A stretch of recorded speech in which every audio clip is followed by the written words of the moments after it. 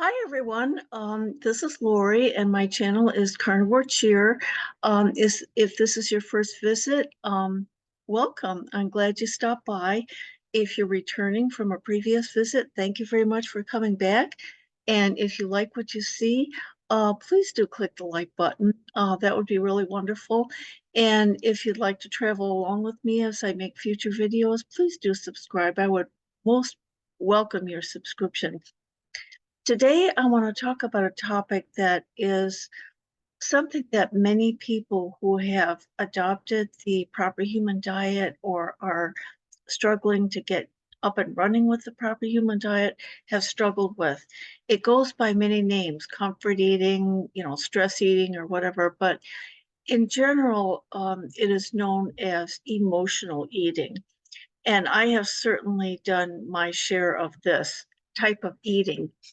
Um, I actually define emotional eating, and it can be defined in many different ways, but I tend to define it as a hunger for something that isn't food, but it's a hunger that I try to satisfy with something that is food.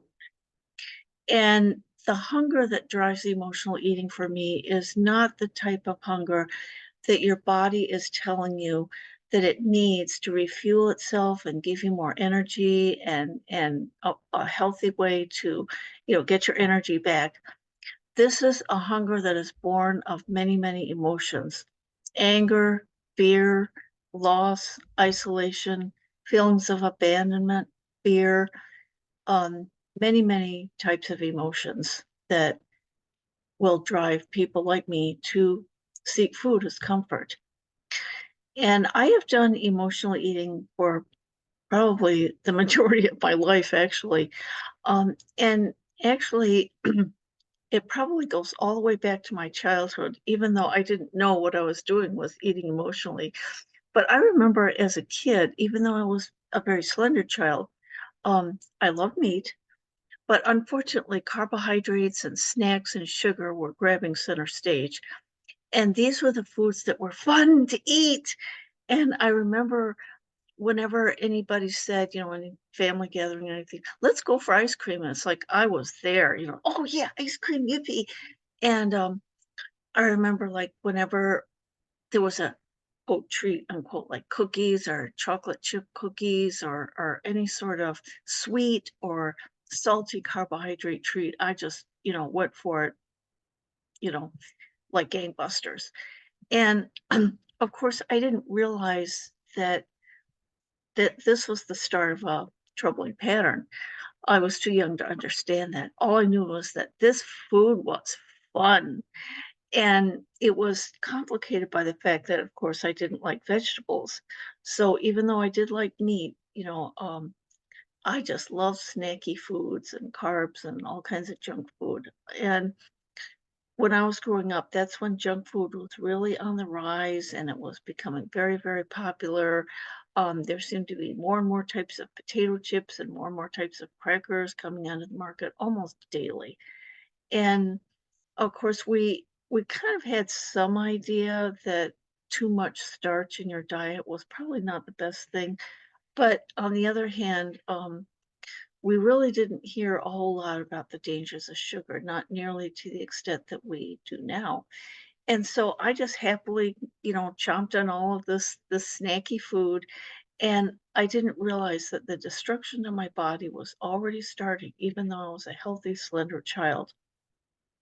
When I got into adolescence, I kind of started to get a sense that maybe I was seeking comfort in food because my parents were starting to have some health problems and there was some financial stress. And so I kind of felt like, you know, eating was starting to be something that was not a hassle in my life. There were other challenges, I was starting to feel school pressures. I was in middle school, and that's when a lot of kids start to feel a lot of peer pressure.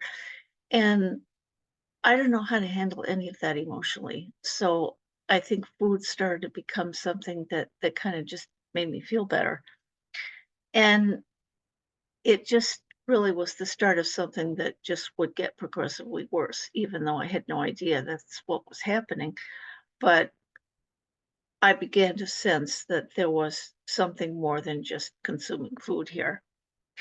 And so by the time that I was a teenager, I was starting to put on weight. I wasn't that skinny kid anymore. And that really troubled me because I started a very small at first, but got worse and worse, a pattern of yo-yo dieting. So I put on 5 pounds, gain it back plus five more, then 10 pounds, gain it back plus five more, 15, 20, 25, 30. I mean, a lot of you are familiar with the yo-yo dieting pattern because every time you lose the weight, it comes back on plus some more. And so this was a pattern that was not flattering to my body or healthy or anything else. Um, and then when our family was hit with some tragic losses, the death of my father when I was 16, the death of my mother when I was 18, and then 5 years later, the loss of my brother at the age of 29 from suicide.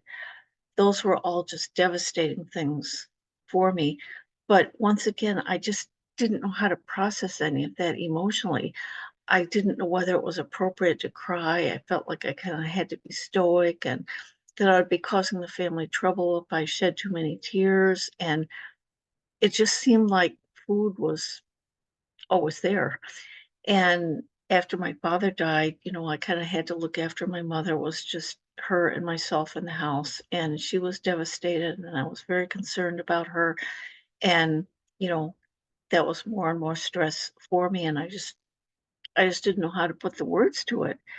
So that was definitely a pattern that just kept getting worse and worse. And then when I got into the workforce, um, and there were other things going on, my self-esteem was suffering and I was continuing to put on weight. And I was still feeling okay generally, but I was starting to have a lot more upset stomach issues. And, I had had a lot of dental work done, many, many cavities because of all the candy and sweets that I was eating. And so there were some signs that my body was starting to not like what was happening. But I just soldiered on, so to speak, with the eating because I just didn't know what else to do. And food never, quote, talked back to me. It never challenged me. It never, lectured me, anything. It just tasted good. And it was kind of my friend and a very dangerous friend indeed. And it wasn't until maybe sometime in my 30s where I had finally gained 50 pounds and I got the first warning shot. My blood pressure had gone up. So I lost, 30 pounds, and my doctor was happy with that. But the 30 pounds came right back. And then it wasn't until many years later that I had a couple of very big medical crises. First was a kidney infection that was the result of a huge kidney stone that had become infected, and it was extremely painful. And the infection had gone into my bloodstream and was causing tons and tons of problems. So I lost a lot of weight because of that. And I kept it off for several months, but I never really addressed the issue of emotional eating. And I didn't understand what proper nutrition was. I still believed all the anti fat, anti, meat messaging. So I fooled myself into thinking, well, if I just eat chicken and fish and not eat burgers anymore, I'll be fine. And didn't work. Didn't help me at all. And my digestion just kept getting worse and worse until finally my colon just gave out. It had been inflamed and painful for many, many years. And 4 years ago, it finally was removed. I had a proctocolectomy, and there was no way that my colon could be saved. Fortunately, I had a great medical team that helped me get through that process. But once that happened, I had a challenge on my hands. Where do I go with my eating now? I was on a runaway train. I couldn't continue this destruction anymore. So, what do I do now? And I thought, what's my biggest problem? Carbohydrates and sugar. but it just seemed like I had lived with them for so long and depended on them for comfort. What was I going to do? How was I going to get rid of carbohydrates? I couldn't even imagine it, but I had to because it was the only way that I was ever going to resolve my issues and remove the destructive impact of emotional eating. So fortunately, I had seen a YouTube video from Dr. Robert Lustig, and he talked about the dangers of sugar. And the dangers of sugar are legion, because he had worked with many, many young kids who had type 2 diabetes at ages 8, 10, 12, these young kids. And I think that kind of helped me understand that I just can't eat all this sugar. It was just horrible. And so I did manage to finally put aside the cookies and the candy bars and everything else, but I was still eating an occasional piece of cake or pie. And then I learned more about carbohydrates from Dr. Berry, who himself had struggled with carbohydrates and talked about the carbohydrate dial, that some people are more sensitive to carbohydrate impact than others. And I was definitely in that category. So now what do I do? That was the toughest challenge of all because carbohydrates had been the centerpiece of my diet for years and years and years. And I liked them. I loved bread. I loved crackers. I loved salty snacks. And I loved toast for breakfast. And I just didn't know what to do. But if I wanted to be healthy, I had to do something. I had been given a break, even though losing my colon was, pretty devastating in one sense. In another sense, it was, a chance for me to regain true health. But I had to deal with this emotional issue. And one of the things that was driving that and making it so challenging was that I never liked vegetables. I knew I never would. And I had to be honest with myself about that because whenever I heard things like, um, the best thing is whole grains and leafy green vegetables. And I remember just feeling outright anger when I heard the term leafy green vegetables. That just really kind of made me crazy. And they talked about the best thing for lunch is a big salad. Big problem. I didn't like salad. I tried to force myself to like it. Did not work. And sometimes I think the um, carbohydrate eating that I was doing was an act of rebellion against, I don't like vegetables. I'm going to eat what I like. And, you know, vegetables do have some nutrients, but I just was very illiterate about what foods had really the best nutrients. And then when I heard the Proper Human Diet video from Dr. Berry, that was a huge game changer because he talked about not only the ancestral appropriateness of meat, particularly red meat from ruminant animals. He talked about how nutrient dense red meat was. A ribeye steak has so many nutrients in it. I just couldn't believe it. I was really knocked off my feet by that. And for the first time, I felt hope that maybe I could eat in a way that was healthy for me, in a way that gave me some satisfaction and help me feel full, and yet at the same time did not destroy me.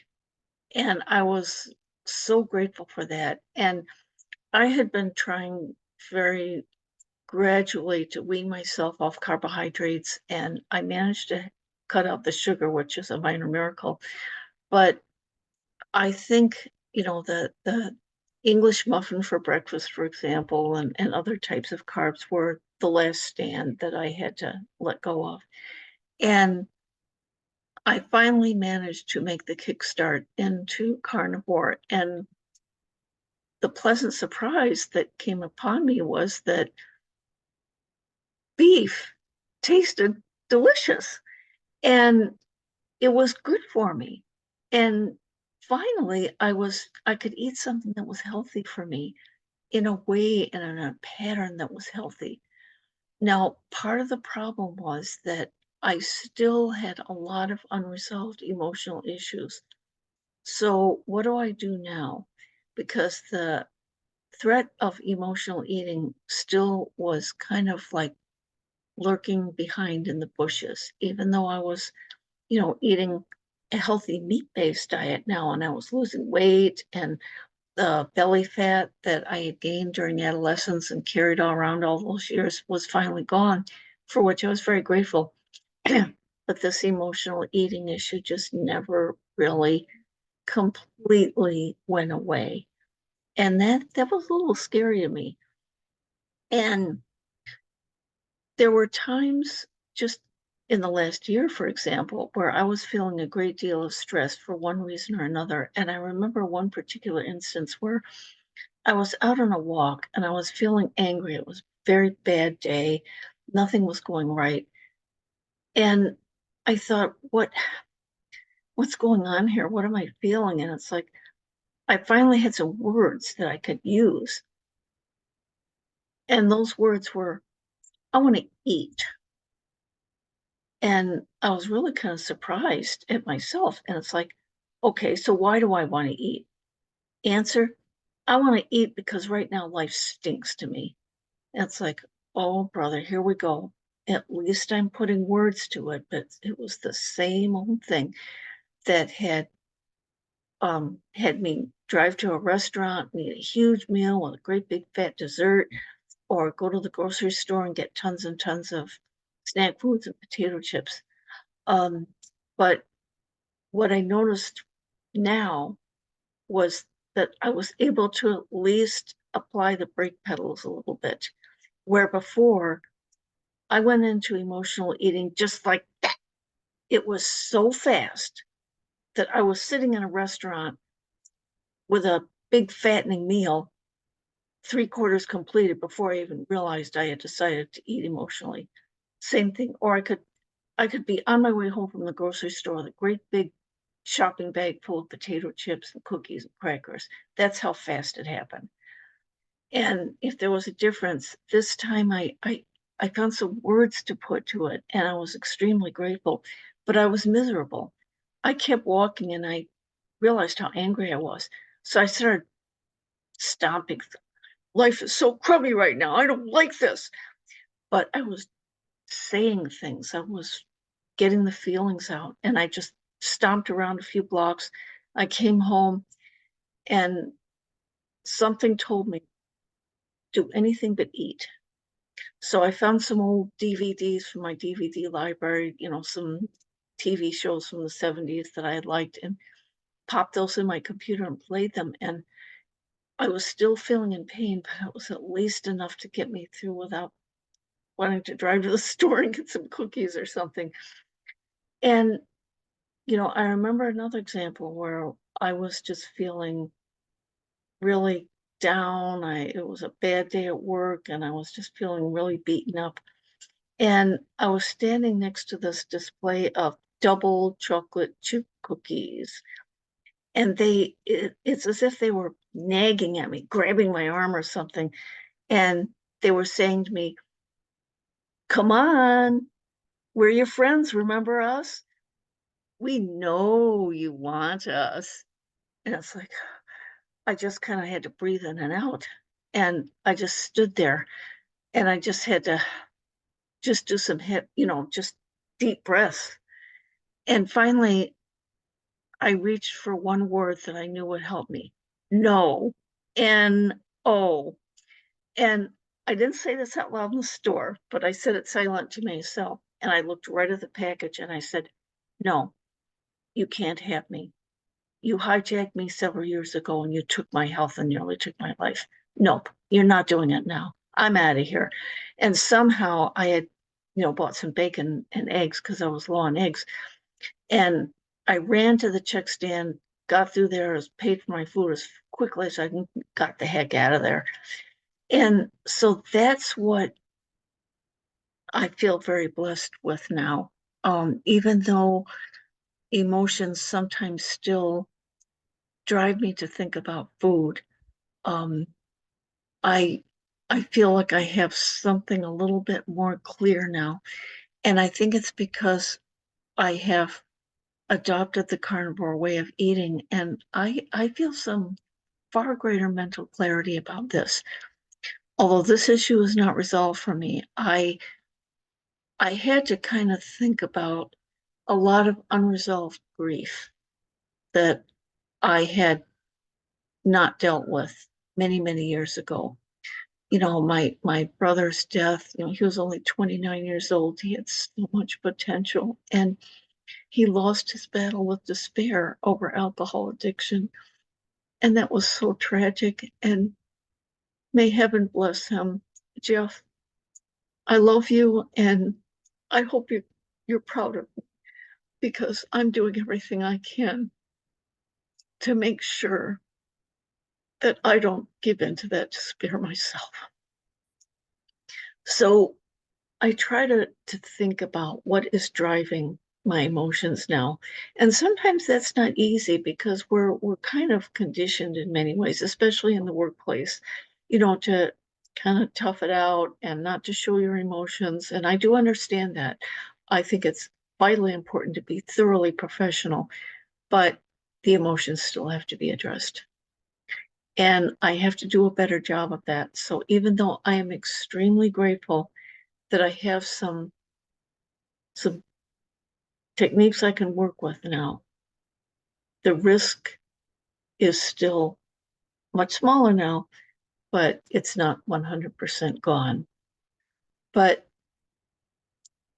I I need to look at this every single day because I need to feel that I need to acknowledge that I have had many difficulties in my life, but that doesn't mean there's not hope for things to be better. It's okay to want to be happy. It's okay to want to be healthy. Healthy is the way we all should be, including myself. And so if any of this has, you know, resonated with you at all, you know, feel free to share in the comments or just, you know, let me know. And I hope that every single person who has struggled with emotional eating can find some way to ease the pain in a way that will benefit them health wise. And I wish that all of us can make that journey easier in 2024. Um, I'm extremely grateful for the um, benefits that I've realized from the carnivore way of eating.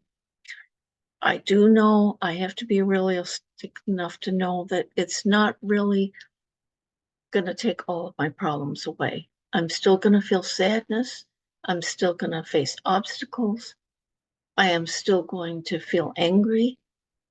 And those are emotions that are not bad or negative, but the way that we act to deal with them can be very destructive to ourselves.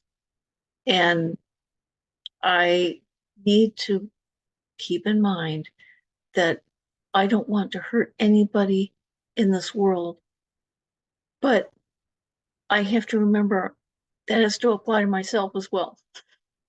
So we have to really be compassionate, not only to one another, but to ourselves. And sometimes the only way to do that is to really take a look at those emotions, even if they bring tears, even if they bring some painful memories. The poet Robert Frost said, the only way around is and I was eating around my pain. I was trying to eat my pain away. But the only way around, as Mr. Frost tells us, is through.